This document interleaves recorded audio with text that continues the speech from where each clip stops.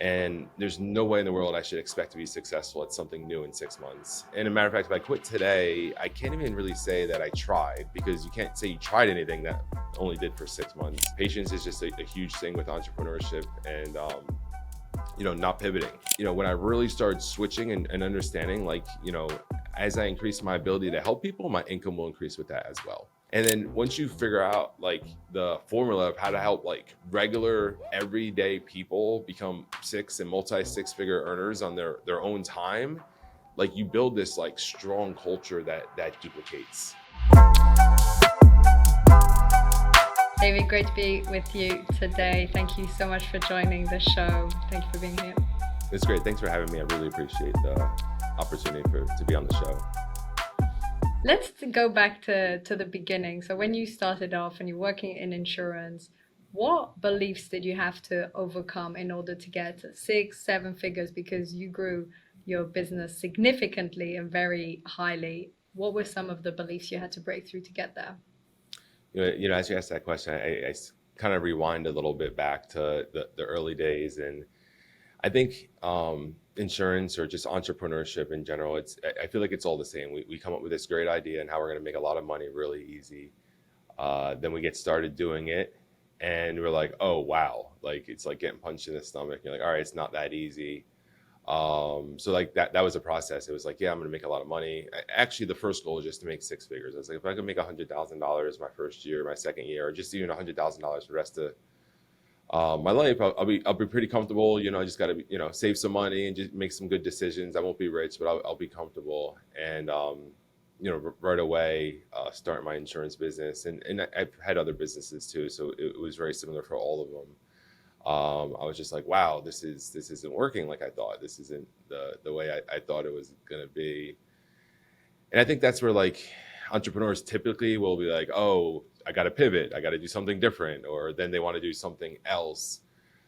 So for me, like back to the original question, is like what helped me grow. It was like, 6 months in, like 6 months in, I almost quit, and then just like rethinking and just be like, listen, like it's only been 6 months. And there's no way in the world I should expect to be successful at something new in 6 months. And a matter of fact, if I quit today, I can't even really say that I tried, because you can't say you tried anything that only did for 6 months. And then I just realized like I just have to stop like focusing on all the noise, stop like predicting on what's supposed to happen, and just focus on the things that I'm being told to do now, and just focus on that now, and then just continue to do it and just be patient. I realized the biggest cause of discomfort for me was just my impatience. Like that's it. Like it was actually, I actually jumped on and came down to my knees and begged God for some patience, because I realized it was just making me so uncomfortable. But yeah, I think patience is just a huge thing with entrepreneurship, and not pivoting, like sticking with the original path that you said you're going to be on. I mean, you make slight changes, but like so many people, like all of a sudden they like, all right, well, this isn't working, so let me be a real estate agent too. And they want to start a whole second business when they didn't figure out how to be successful in the first one. So I think that's something that you got to really not do if you want to be successful at something. I love what you just shared about patience, because this has been my biggest hurdle. So you're seeing me smiling and laughing and nodding, because every time I felt stuck or frustrated in my business, I would talk with my husband and he said, yeah, I think it's impatience again. And every time it would be that. And I think from what you're sharing, we have that similar personality, which a lot of entrepreneurs have, not all of them, but a lot of them, which is that very fast paced, very driven, wanting results really fast. And this clashes with the reality, which is that there's a gap between when you start your marketing campaign and you finally make the sales. And if you aren't comfortable within that gap, you can want to change and pivot, you can quit, you can get really low. So when the sales calls finally come in, your energy is really low, which never helps. And so, how did you manage to build this patience? Just like everything else, practice. So just because I decided, oh, I'm gonna be more patient, doesn't mean it like creeps up on me. And even today I got my insurance license and started my business in 2018. And I mean, just this month I just remember just being like in and like this place of lack, and you're like, man, why am I not further? And and then of course there's social media. You start looking at people on social media, and like, look at this person killing it, look at this person doing great, and you start second guessing yourself and everything. And then I just have to like stop and be like, I'm exactly where I should be. We are growing, and it's so funny because like yesterday I was kind of feeling a little bit that when like the day before was actually a record for the most business we did in one day, and it's so crazy how our brain works. And I'm sitting there and I'm like it was like 8 o'clock and I'm sitting on my computer still and like, dude, I got to get more done. I got to get more done. I got to get more done. And then I was like, wait a second, I was like, I just had a record month. We did like $86,000 in sales, the 2 days ago, right? And that was a record. And again, it's just I think it's how we're wired as entrepreneurs. I think that's why we become entrepreneurs. I don't think that like for me, like I was a good employee. I was a good employee to like an extent, because I wasn't, I always wanted to do more. I always tried to do more. If I saw something wrong, and I realized I thought like that was something they wanted, but I realized, people don't want that. People just want you to come to work, do your job, and like, and that's it. But as entrepreneurs, we always want more, and we always want to level up. And I think it's like, like we crave puzzles, right? We crave doing different things. And I think that, that makes us feel like we're just never doing enough, which is why we have a lot of success. It's a blessing and a curse, I guess you would say. Yes, I've often found it's a balance between feeling satisfied for how far we've come and at the same time having the drive and ambition to go further. But if we only have the drive and ambition, we can burn out and we can lead lives where we feel unfulfilled, even though we're doing well. If we only have the satisfaction, we can become complacent. So it's really about finding this middle ground. You shared a bit before we entered the podcast.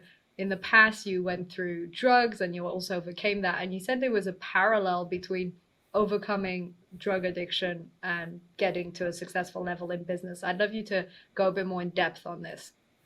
Yeah, so I'm a recovering drug addict. I struggled with drug addiction for about 20 years of my life, which is still more than half, well, a little less than half my life now.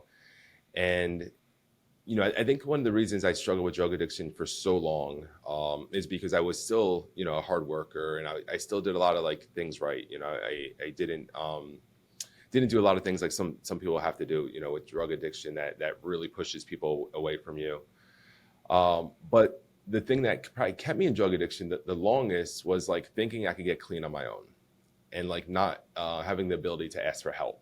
I would see people go to rehab. I'm like, why are they going to rehab? Like, dude, if you just quit, you just want to quit. Like, I could quit if I want to, and just like telling myself this story. And really, it's like my ego was just like keeping me stuck. And, when I finally got clean, it wasn't even like on purpose, because in my head I was fine. And I actually went to a 12-step meeting as a supporter to help somebody else in my head, right? Because we always want to help other people when we have our own problems. And I sat in that meeting. I just started crying. I didn't even know why I was crying. I just started crying. It was like such a spiritual, and like, I don't even know how to explain it, but I was just crying in this meeting. I didn't know why. And I'm just listening to the stuff they're saying. I'm like, oh, this stuff makes sense. This stuff makes sense. And they had like a suggestion, go to 90 meetings in 90 days. It's like, cool, I'll try doing that. So it's like the first time I like took a suggestion and like did that. And I'm just hearing these other things. But the biggest thing I learned is like asking for help, right? So when I started, I had a couple of businesses before in addiction, and like I didn't really have a coach. I didn't have anyone helping me. I didn't have, any, like I'd be the person that would go to Amazon and get a book and start trying to read this book, like in not Amazon, in Barnes and Noble, right? Go to Barnes and Noble and get a book. And so now I'm like, I have no problem. I ask people for help all the time. I know I don't know a lot of things, right? Like I always joke around, like, dude, when I figure this thing out, I could hopefully have success soon. Even though I'm one of the, 1% of the 1% in my industry.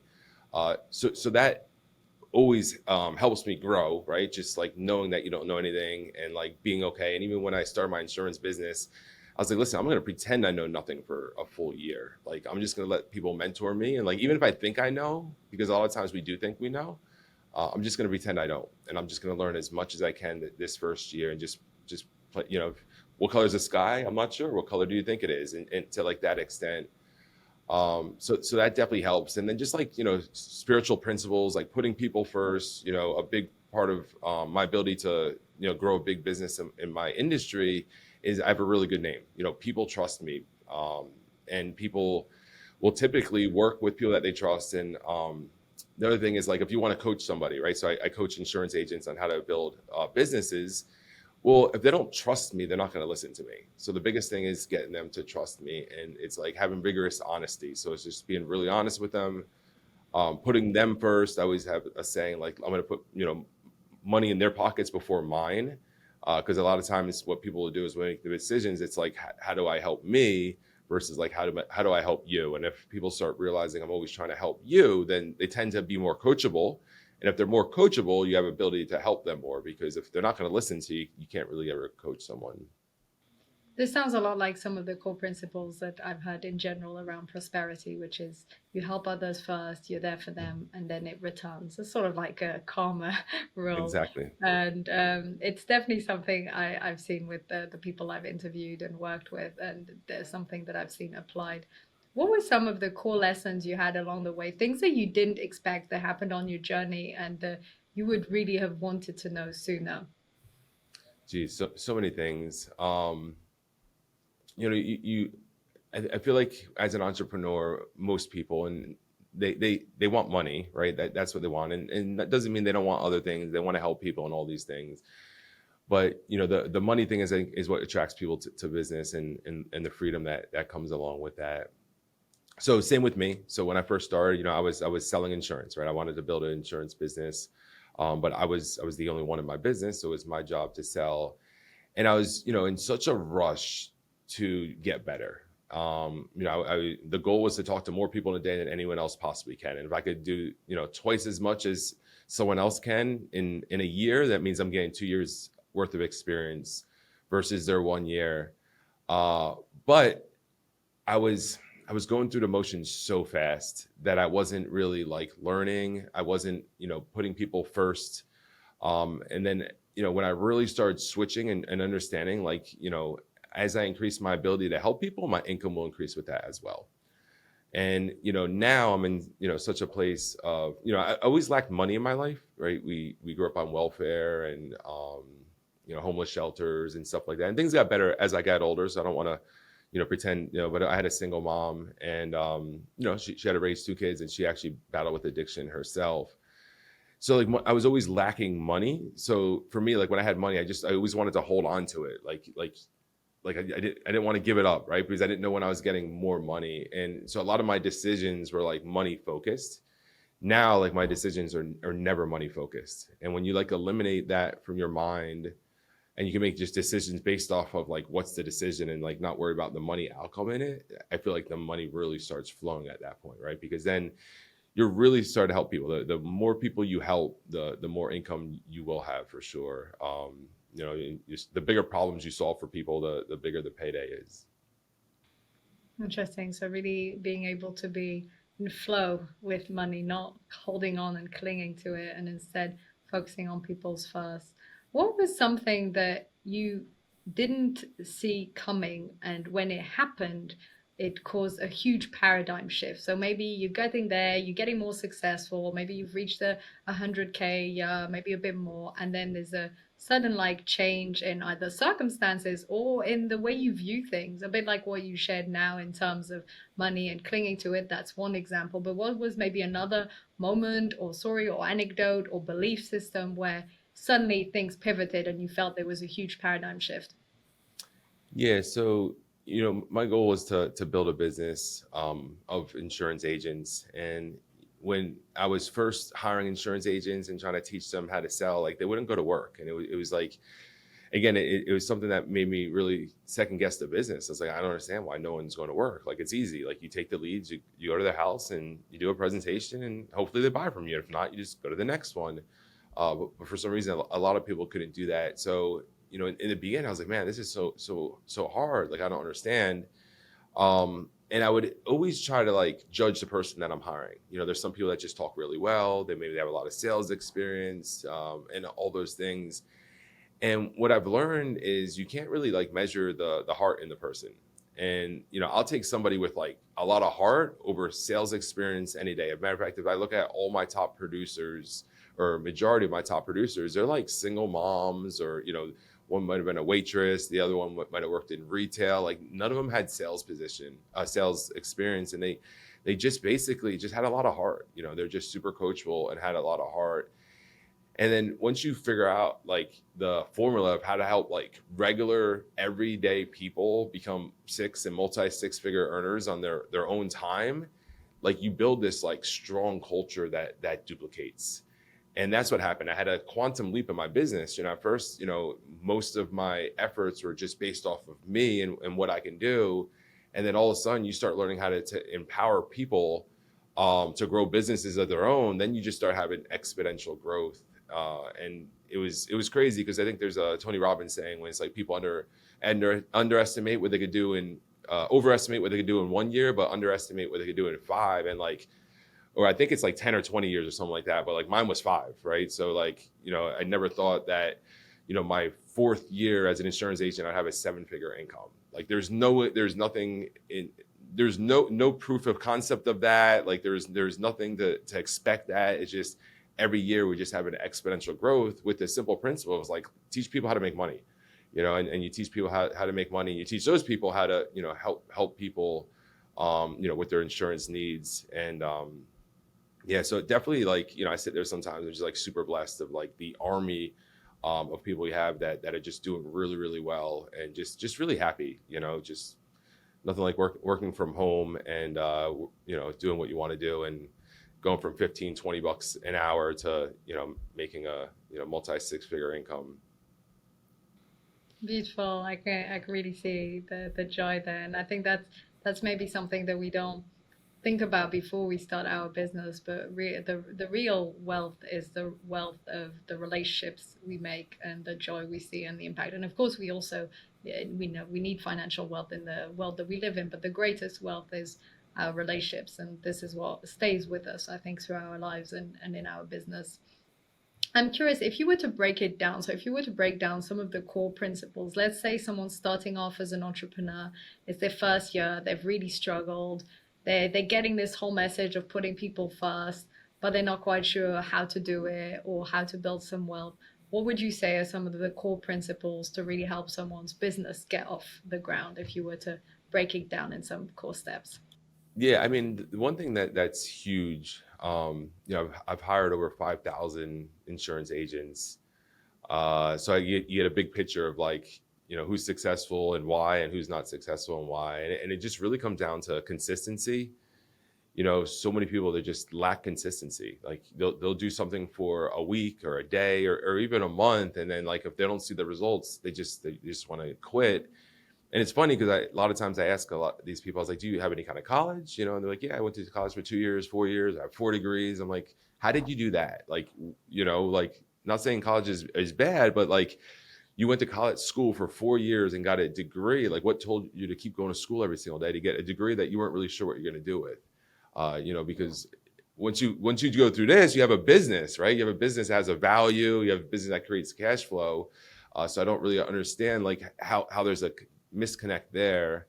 Another real simple thing is like do what you say you're going to do. You know, a lot of times people know what they're supposed to do and they say they're going to do it, but then they just don't do it. Like I see it all the time. I see, you know, I definitely you know, see people post really great stuff on social media about all the great stuff they're going to do or great stuff they're doing, but then I see their actions. I was like, what is going on? Why aren't they lining up?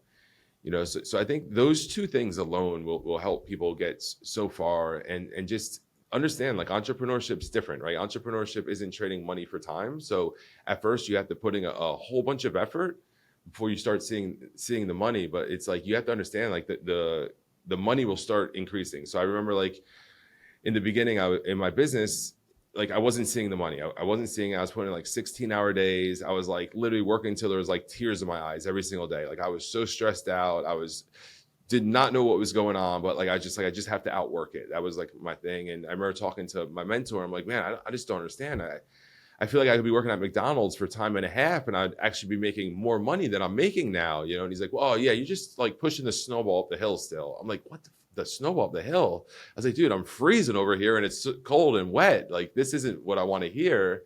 But sure enough, it's like after just putting the effort in, my skills increasing, you know, getting better at my systems and processes, then all of a sudden it's like one day I was like, wow, I think the snowball's rolling down the hill now. Because what happens at the beginning is you put in like this much effort, and like the money's like down here, like you're barely making anything. You're like, dude, this isn't fair trade-off. And then it starts going, and it gets to where it's like close to even. Then all of a sudden it's like, man, I only have to put this much effort in to make this kind of money. And that's the blessing of owning a business. And the problem is, a lot of people are going to stop because they're like, oh, this isn't fair. I don't want to do this, right? But they don't complain here. They don't ever complain when they're getting paid more than what they think they're worth. But they just have to go through that process, man. So it's definitely, understanding, what you're doing. I mean, even the IRS, right? The IRS says you could lose money for 4 years. Like you report a loss for 4 years. They don't even say it's a red flag. They say, yeah, it's part of being a business owner. So just like be realistic. And that was my goal. My goal is like, all right, cool. I'm not going to make any money for 4 years. That was, and I did, but like I was, had the real expectations of, I may not and probably won't, or I'm going to invest everything back in for the first 4 years to get there. Interesting. And what would you say were some of the maybe beliefs that people have, some of the ways that they think that gets in the way? So this is in terms of the action, the consistency, and I love that, and that makes total sense. But how about in the ways that they're thinking? You've helped a lot of people to grow their own businesses, and what have you realized are some of those thought processes that really hold us back? Yeah, what I noticed is people definitely have a glass ceiling.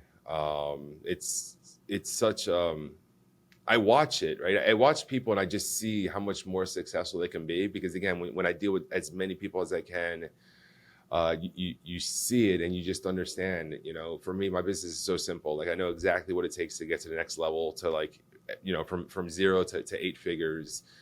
And you'll tell them, and you'll talk, and a lot of times they get so used to, I have people that will pay me for coaching, right? I don't typically do paid coaching, because I'm busy coaching my agents on how to be successful. But sometimes I'll be at a mastermind or I'll be at an event, and like people will be lined up to ask me questions, and like, and I see people from other companies take a lot of my advice. But typically when you're talking to people all the time, it's like they don't take it serious anymore, or as serious, right? So they're not as coachable. They're coachable up until a certain extent, right? They have like yeah, I'll do this and this, but just not that, or not this, or not this like that, or not this as much.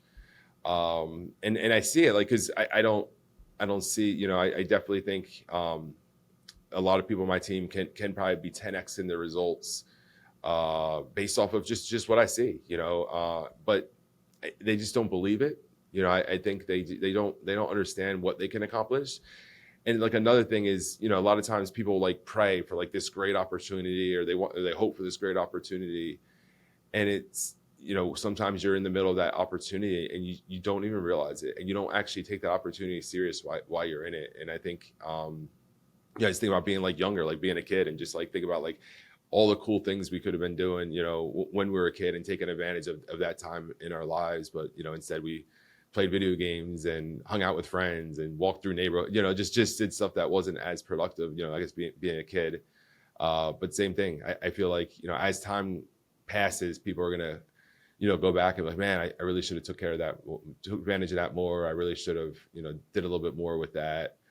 But I guess it's just how we're wired, right? That's why, like, there's the 1%ers, that create a 1% income, and, then the rest of the 99% don't, because they're so worried about what the 99% are doing, as opposed to, mimicking and doing what the 1% are.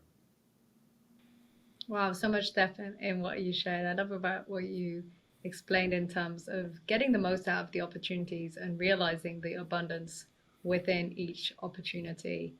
And I think maybe there's something else that you didn't share right now, but which is around when there is this opportunity that we're maybe waiting for or striving towards, but also maybe not putting all our eggs in one basket, because maybe sometimes that big deal that you're waiting for, maybe it falls through. And so in the meantime, perhaps you're diminishing the actions that you're taking because you're thinking, okay, that big proposal or that big deal is going to work out. And in the meantime, when that doesn't, you have like the backlog. So I think there's both realizing the opportunity you're in, but also not putting all your eggs in one basket and being able to multiply opportunities and projects and possibilities. Yeah, Yeah, especially with insurance agents, we're such high volume. You can make 1-3 sales a day, and yeah, I see that a lot where someone will be like waiting on a commission from one sale, and they'll be like, "Man, I called the company a bunch of times and I emailed them." I'm like, "What are you doing?" I was like, "Make some more sales. Like that sale should be insignificant."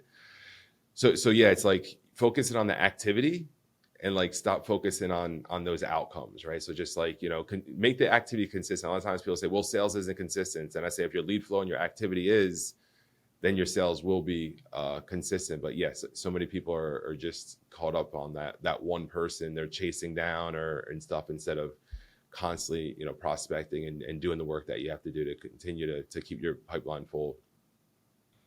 This is definitely something I shifted. I'm very outcome driven and goal oriented, and I would really feel the highs and lows of this outcome worked and this one didn't. And my emotional state would vary based on the outcomes a lot. It still does a bit, but not as much as it used to. And then shifting it to tracking all the actions I'm taking and the consistency within the actions, and feeling and deriving a sense of progress from the activities taken and not just from the outcomes. Because I think when you're looking for outcomes to feel progress, like we said earlier, with patience, sometimes it may take a while for certain deals to come through. And therefore, if we're waiting for that to feel good and to get the dopamine hit, it can be a while. But if we're looking at the activities we're making and tracking progress in that way, that's a lot more motivating, I feel. Yeah, absolutely. It's I think that's even more important. So like, for example, what I tell my agents is 5 presentations a day.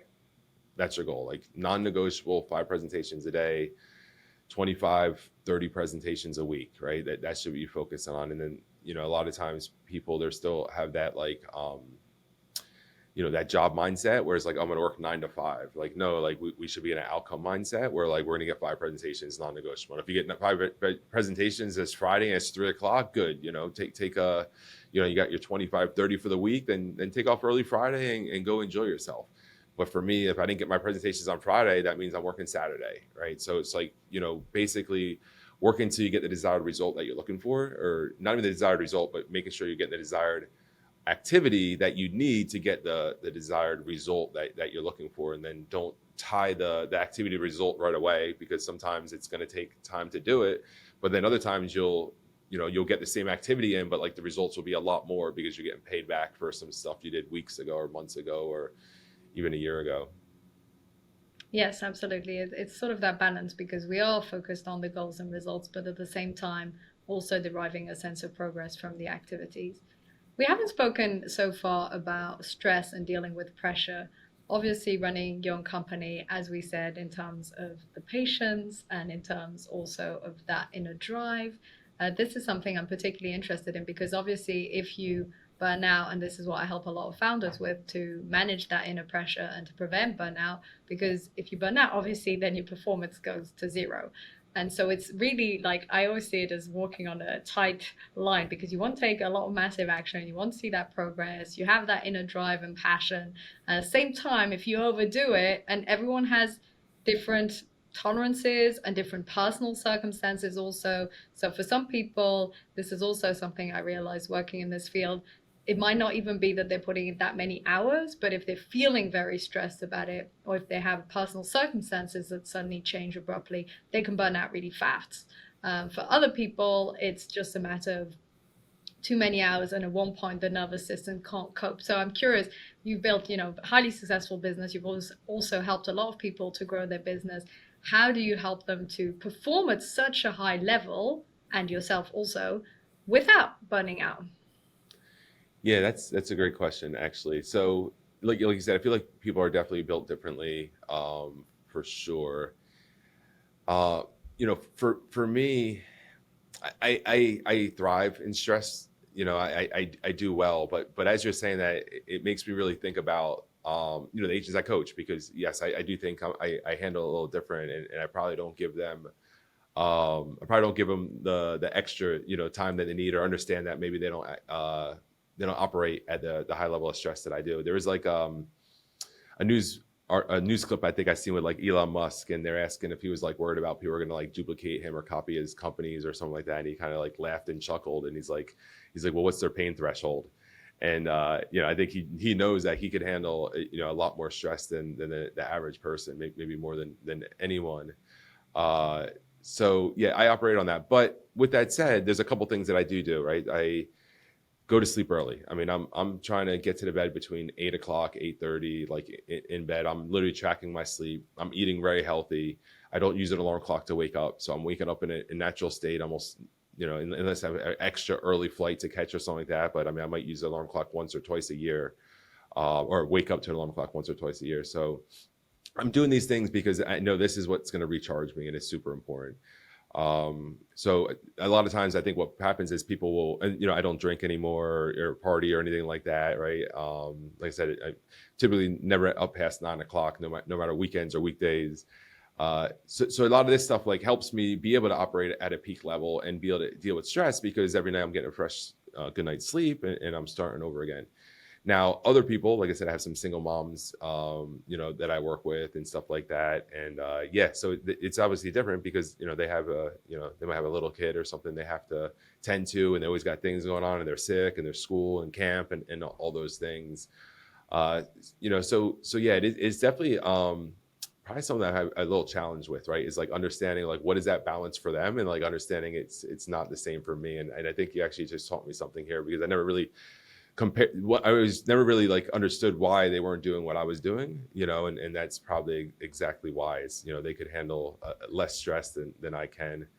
But I also put that towards my mom, or give my mom the credit for that. Is having that tough childhood and being in homeless shelters, and being that, I think at a young age it taught me to deal with stress at a high level, to where it's just my norm, which actually rolled over really well for me in business. Wonderful. What would be the last word you would like to give, or piece of advice regarding this topic and supporting business owners and entrepreneurs to scale and grow their business and also be fulfilled in their life? What would be your last word of advice on this?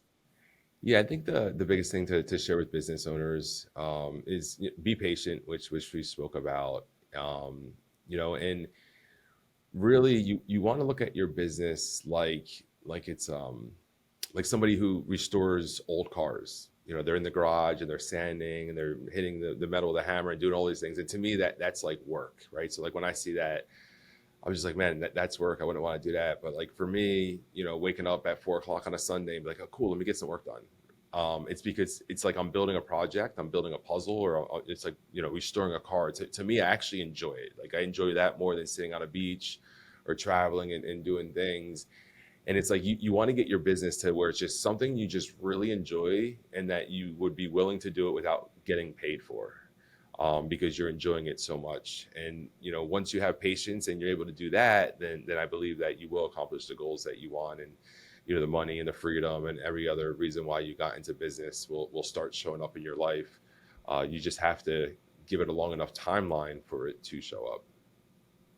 Thank you so much, David. This has been absolutely fantastic. I've had many takeaways. I absolutely love everything you shared. Thank you for being so honest and raw, and also for so much great pieces of advice and real stuff, like the being patient and not just these quick hacks that don't actually work. So the reality of what it really takes to succeed. So thank you so much. No problem. Thank you for having me. I really appreciate it.